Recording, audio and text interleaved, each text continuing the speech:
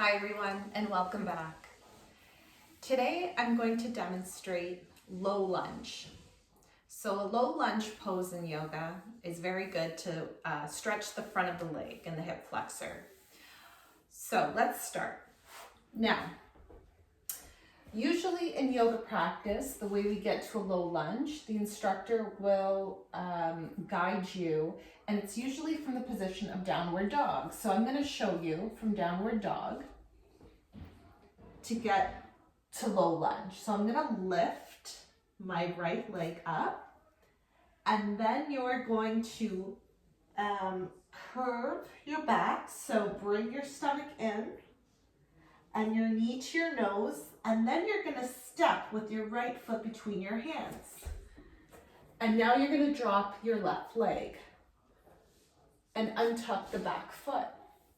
We are in low lunge. Your hands can go on the right thigh. And then you just want to press into that. And when you're shifting into this, so when you're pressing your right foot into the mat and shifting your weight forward, you want to keep your back and your spine long. And remember the string on the crown of our head. Again, let's pretend that's attached to the crown and it's pulling our posture upwards. And you're going to look straight ahead. And you should feel it at the front of your left thigh, the stretch. So let's inhale through the nose and exhale through the nose. And as you exhale, you may even feel some of the muscles in your right leg relax. And what that allows you to do is bend deeper. And that's normal. Inhale and exhale through the nose. Can we remember to also bring our shoulders back? So back down our spine.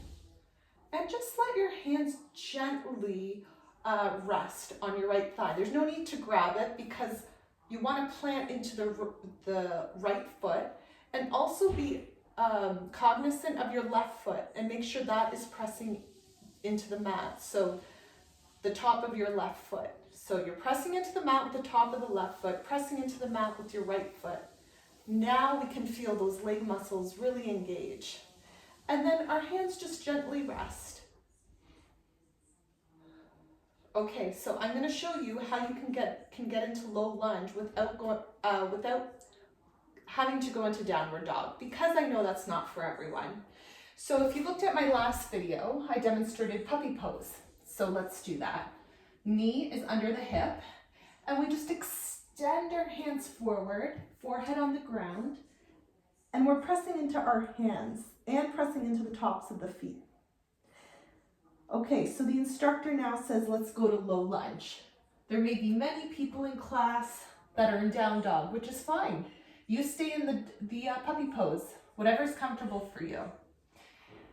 So now we come up into tabletop, and we want to go into low lunge. So we're going to use our right leg again, and then you're just going to bring it up.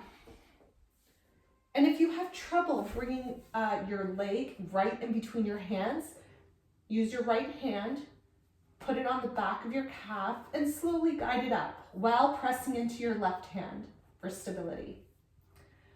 And our left foot comes down, and again, we're standing up, we're lunging up straight. So our shoulders are back and down, and we're pressing into the right foot, and the top of our left foot is pressing into the mat. Now we feel our thighs very engaged. We're going to look forward. Our hands are gently on our right thigh. And let's bend forward. Let's shift forward. Okay. And you should feel it again in your left hip flexor. Remember, keeping the spine elongated.